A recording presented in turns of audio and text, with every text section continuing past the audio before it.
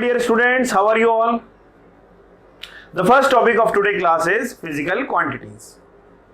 So what are physical quantities? Physical quantities are those quantities which can be measured directly or indirectly and used to describe the fundamental laws of nature. Physical quantities ऐसी quantities होती हैं जिनकी मदद से हम fundamental laws of nature को describe करते हैं और इन क्वांटिटीज को हम डायरेक्टली या इनडायरेक्टली मेजर कर सकते हैं। चैप्टर 2 यूनिट्स और मेजरमेंट में हमने स्टडी किया था कि फिजिकल क्वांटिटी को हमने दो पार्ट्स में कैटेगराइज किया था, one is fundamental and second one is derived. But in kinematics we categorize the physical quantities based on some properties in two types. One is scalar quantity and second one is vector quantities. So let us understand what is the difference between the scalar quantity and vector quantity. So first we are going to discuss about the scalar quantity.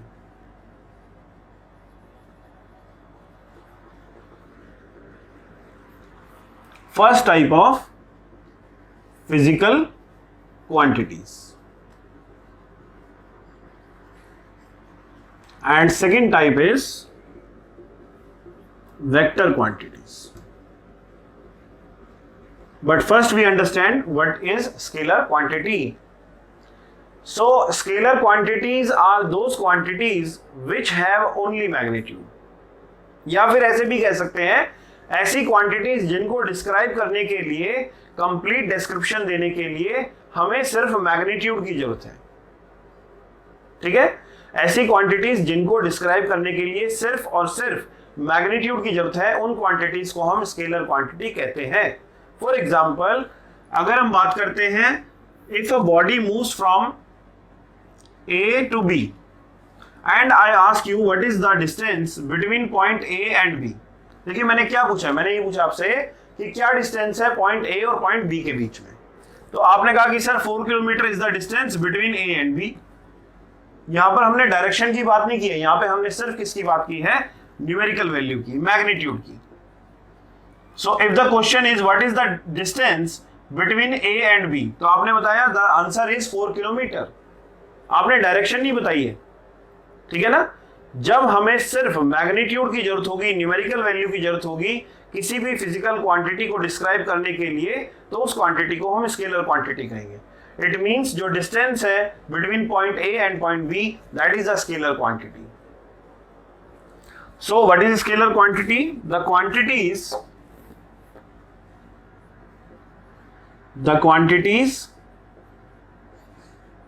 which requires only magnitude, for their complete description,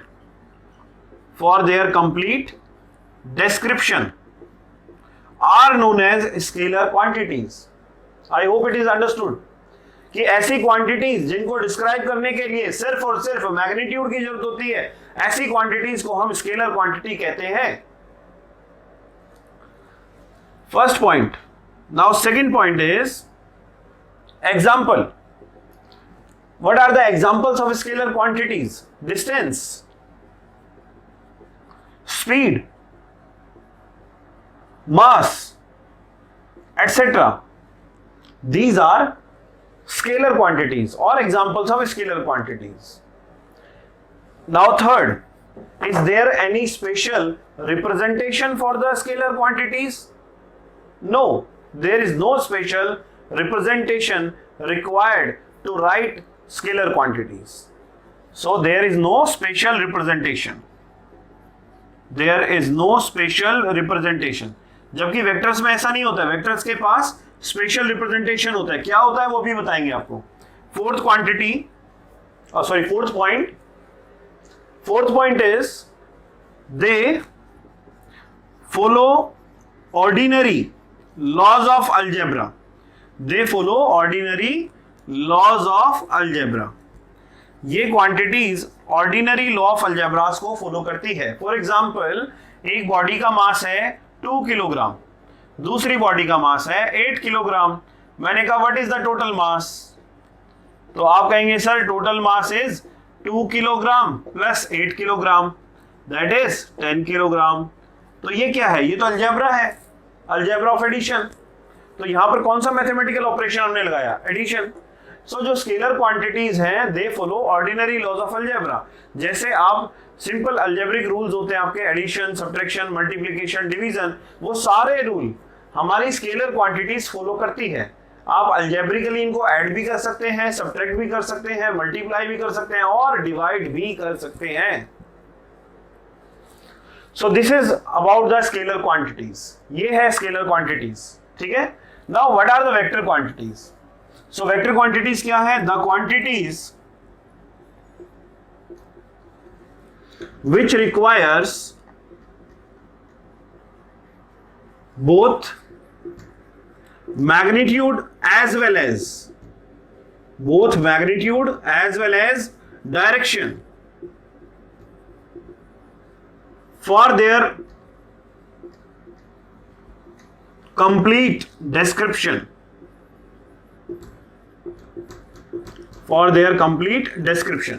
ऐसी quantities जिनको describe करने के लिए हमें magnitude के साथ साथ direction की भी जरूरत पड़ेगी, ऐसी क्वांटिटीज को हम कहेंगे वेक्टर क्वांटिटीज। फॉर एग्जांपल, यही सेम एग्जांपल ले लीजिए जो हमने अभी किया था।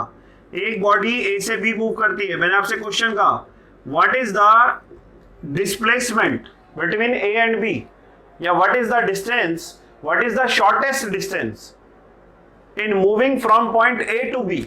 तो आपने कहा कि sir it is 4 kilometre. So 4 kilometre is the magnitude and from A to B is the direction. So यहां पर हम डायरेक्शन की भी बात करेंगे, मैग्नीट्यूड की भी बात करेंगे। वेक्टर क्वांटिटी को डिस्क्राइब करने के लिए हमें मैग्नीट्यूड के साथ साथ डायरेक्शन का भी पूरा ध्यान रखना है। Now what are the examples? Example is displacement, velocity, acceleration, etc. These are the examples of vector quantities. Do they have any special representation? Yes, they have special representation. Vectors को हम specially represent करते हैं by different methods. For example, अगर मैं बात करूं special representation की vector quantities में, तो देखिए special representation for vector quantities.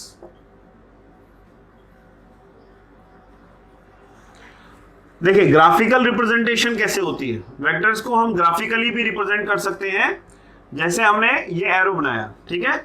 तो ये जो है, ये लास्ट जो स्टार्टिंग पॉइंट है, इनिशियल पॉइंट जो है, इसको ओरिजिन बोलेंगे या फिर इसको क्या बोलेंगे? टेल। It is tail. और ये जो टर्मिनस है इसको बोलते हैं head. This point is called head and this is called tail. ये ग्राफिकल रिप्रेजेंटेशन है वेक्टर क्वांटिटीज का। लेकिन प्रिंट फॉर्म में आपके क्वेश्चन पेपर्स में, बुक में कोई भी वेक्टर क्वांटिटी होगी तो उसको बोल्ड कर दिया जाएगा। आप एनसीईआरटी बुक में देख सकते हैं वेलोसिटी को वहां पर ऐसे बोल्ड कर दिया जाता है। प्रिंटेबल फॉर्म में क्वेश्चन पेपर या बुक के अंदर जो क्वांटिटी आपकी बोल्ड है, जो भी आपका सिंबल बोल्ड है, वो क्या है? वेक्टर क्वांटिटी को रिप्रेजेंट करता है। जैसे v से velocity, velocity is a vector quantity. Force, तो बुक के अंदर फोर्स जो है वो बोल्ड लेटर में F होगा, ठीक है ना, उसका सिंबल F है, तो जो भी सिंबल है वो बोल्ड लेटर में होगा। सो बोल्ड लेटर का मतलब क्या है? It is representing the vector quantity. और जब हम नोटबुक में लिखते हैं तो हम कैसे लिखते हैं? ए बी, ऊपर लगा देंगे वेक्टर साइन, इसको बोलते हैं एरो हेड। क्या बोलते हैं इसको? Arrow head. एरो हेड लगा दिया तो उसका मतलब ये क्या है? एक वेक्टर क्वांटिटी है, ठीक है। जैसे आप लिखोगे नोटबुक में वेलोसिटी, तो आप ऐसे करोगे, आप बोल्ड नहीं करोगे, आप ऐसे एरो हेड लगा देंगे, ठीक है। तो किसी भी वेरिएबल के ऊपर अगर आपने एरो हेड लगाया, it means this is representing the vector quantity. Similarly, now next is, are there any laws? Yes, they do not obey ordinary laws. They obey vector laws of addition, triangle law of addition, parallelogram law of addition. ये सभी laws हम study करेंगे next chapter में, motion in a plane में. So they obey vector laws of addition. They obey vector laws of addition. ठीक है, there are number of laws of addition, triangle law, parallelogram law, polygon law, ये जितने भी law of addition है ये हम study करेंगे motion in a plane chapter में. सो वेक्टर क्वांटिटीज को हम डिफाइन करते वक्त ये 3 पॉइंट हमें ध्यान रखने हैं कि वेक्टर क्वांटिटी के पास एक तो मैग्नीट्यूड होना चाहिए, दूसरा डायरेक्शन होनी चाहिए, और तीसरा ये वेक्टर लॉज ऑफ एडिशन को भी फॉलो करे. अगर कोई क्वांटिटी के पास मैग्नीट्यूड है, डायरेक्शन है, लेकिन वेक्टर लॉज ऑफ एडिशन वो फॉलो नहीं करता है, तो वो वेक्टर क्वांटिटी नहीं है. इसका एग्जांपल है करंट. करंट का मैग्नीट्यूड आप मेजर कर सकते हैं, करंट की डायरेक्शन भी आप डिफाइन कर सकते हैं, लेकिन current vector laws of addition को फॉलो नहीं करता है. ठीक है, so current is not a vector quantity, it is a scalar quantity. So this is all about scalar quantities and vector quantities. Now next topic is distance and displacement. What is the difference between distance and displacement, and what are distance and displacement? So let us understand.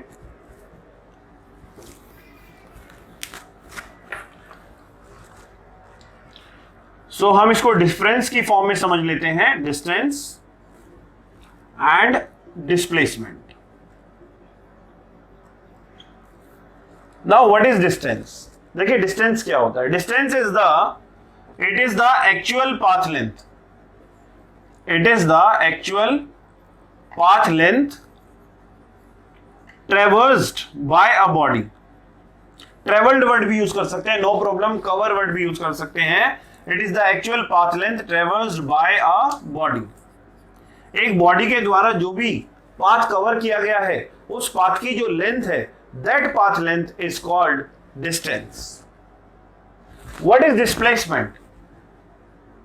It is the shortest path. It is the shortest path between 2 points with specific direction. 2 points के बीच में जो सबसे shortest path होगा, लेकिन उसके साथ direction भी होनी जरूरी है. ठीक है, विद स्पेसिफिक डायरेक्शन, तब आप उस क्वांटिटी को क्या कहेंगे, डिस्प्लेसमेंट कहेंगे. तो दोनों का एग्जांपल देख लेते हैं. जैसे कि मान लीजिए एक बॉडी ए से बी जाती है. सो ए से बी बाय बस ये रास्ता है, बाय एयर ये रास्ता है. सो ए से बी जाने के दोनों रास्ते हैं. ठीक है, लेकिन इन दोनों में जो शॉर्टेस्ट पाथ है, shortest path with direction is known as displacement. और उसके अलावा जितने भी रास्ते हैं, या वो खुद भी, ये वाला रास्ता भी, ये सभी रास्ते क्या कहलाएंगे, डिस्टेंस. लेकिन इसमें हमें डायरेक्शन को इग्नोर करना है. हमें सिर्फ पाथ लेंथ की बात करनी है कि what is the path length. कि मान लीजिए बॉडी अगर इस पाथ से जाती है, सो what is the path length. जो भी यहां पर पाथ लेंथ होगी, उस पाथ लेंथ को हम डिस्टेंस कहेंगे. और पाथ लेंथ, शॉर्टेस्ट पाथ जो भी होगा, उस शॉर्टेस्ट पाथ का जो मैग्नीट्यूड होगा विद डायरेक्शन, उसे हम क्या कहेंगे, डिस्प्लेसमेंट. ठीक है, so second point is it is a scalar quantity. It is a scalar quantity. Displacement is a vector quantity. It is a vector quantity. ठीक है, स्केलर क्वांटिटी है. और डिस्टेंस के हम बारे में बात कर रहे हैं, तो डिस्टेंस का थर्ड पॉइंट देखिए, इट मे बी पॉजिटिव और जीरो. डिस्टेंस पॉजिटिव भी हो सकता है और जीरो भी हो सकता है. और displacement, it may B positive, negative और जीरो. डिस्प्लेसमेंट पॉजिटिव भी हो सकता है, नेगेटिव भी हो सकता है और जीरो भी हो सकता है. डिस्टेंस कभी भी नेगेटिव नहीं होता है. Distance always increasing with respect to time. और it may be zero. Distance हमेशा पॉजिटिव रहता है, या तो इंक्रीज होगा या जीरो रहेगा, लेकिन कभी भी डिस्टेंस नेगेटिव नहीं होता है। ठीक है। फोर्थ, जितने भी डिफरेंस है स्केलर वेक्टर क्वांटिटी है वो सब आप यहां पर लिख सकते हो। डिस्टेंस और डिस्प्लेसमेंट दोनों की यूनिट मीटर होती है, ये डिफरेंस नहीं है, ये सिमिलैरिटी है। SI unit of distance and displacement is metre. Dimensional formula is L for both distance and displacement. It depends on nature of path and independent on initial and final point. Distance जो है वो nature of path पर depend करता है। Initial और final point क्या है उससे यहां पर कोई लेना देना नहीं है। Distance does not depend on the initial and final point, it only depends on the nature of the path. Whereas displacement it depends on initial and final points. It depends on initial and final points but independent on nature of path.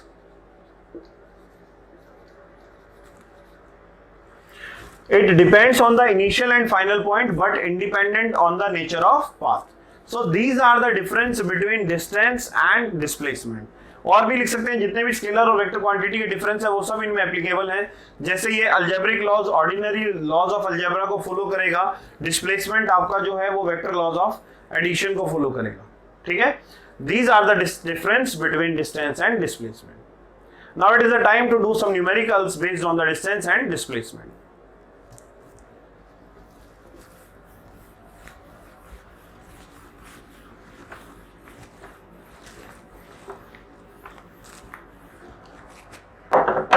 For example, मान लेते हैं ये question दिया मैंने आपको, ये एक path है, point A, point B, point C and point D. Point A is at 0 kilometer, point B is at 2 kilometer, it is at 4 kilometer and it is at 8 kilometer. ठीक है। ये ग्राफ पे हमने जो है एक लाइन दिखाई है, पाथ दिखाया है, उस पाथ पर हमने पॉइंट्स एलोकेट किए और वहां पर डिस्टेंस की वैल्यू दिखी है। ठीक है। अब मैं आपसे कहता हूं कि मान लीजिए बॉडी ने ये पाथ कवर किया, body moves from A to C, then C to B, B to C, C to A to D, D to A. These are the three paths traversed by the body. Now calculate the distance and displacement. आप distance निकालिए और displacement निकालिए। Video को pause कर दीजिए, यहां पर video को पॉज करके आंसर कैलकुलेट कर लीजिए और उसके बाद फिर आप वेरीफाई कीजिए कि आपने क्या कैलकुलेट किया है। ठीक है।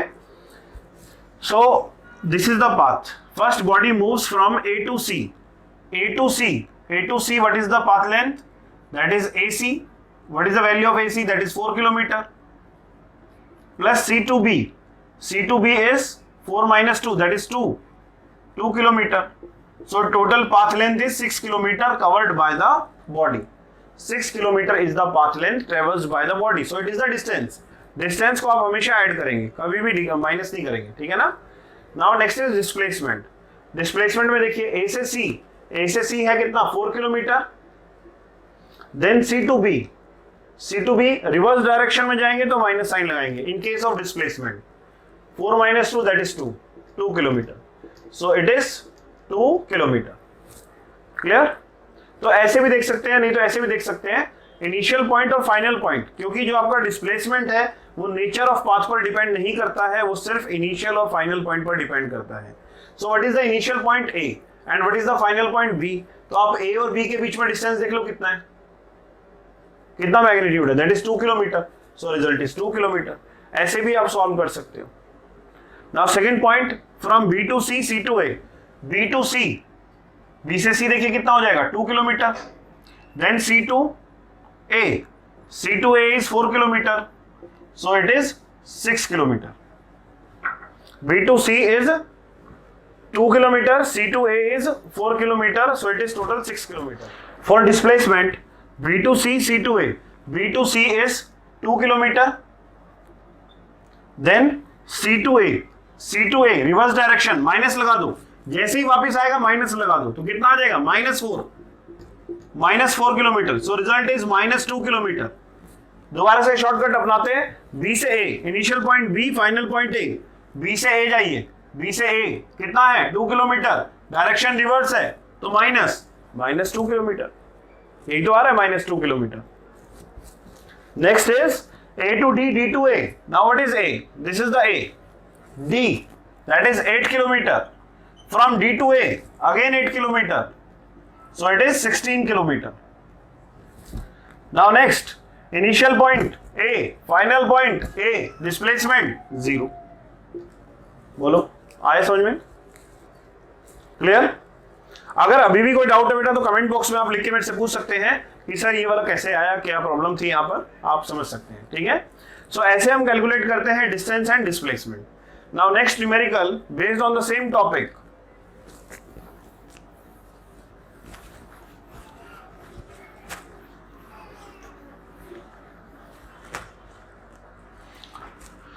दिस इज द क्लॉक और वॉच. ये देखिए यहां पर ये सेंटर हो गया. अभी वॉच में हमारे 10 है. ये देखिए 12, इस पे 3, 6 एंड हेयर इट इज 9.